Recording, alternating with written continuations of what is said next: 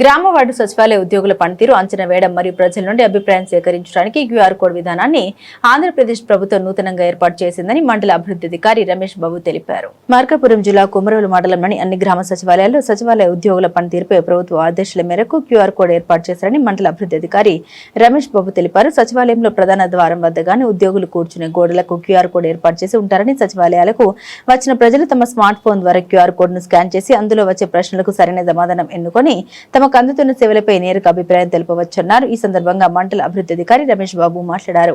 ప్రభుత్వ పథకాలు ప్రజలకు సక్రమంగా అందుతున్నాయా లేదా, ప్రభుత్వ అధికారులు సిబ్బంది సమయానికి విధుల్లోకి హాజరవుతున్నారా లేదా అనే అంశాలు తెలుసుకోవడానికి వీలుగా క్యూఆర్ కోడ్ ఉపయోగపడుతుందన్నారు. క్యూఆర్ కోడ్ ద్వారా చేసే వివరాలు రాష్ట్ర ప్రభుత్వం దృష్టికి వెళ్తాయని, మంచి సచివాలయాలకు ప్రభుత్వం అవార్డులు ఇస్తుందని, పనితీరు బాగాలేని సచివాలయాలపై చర్యలు కూడా ఉంటాయని ఈ సందర్భంగా ఆయన తెలిపారు.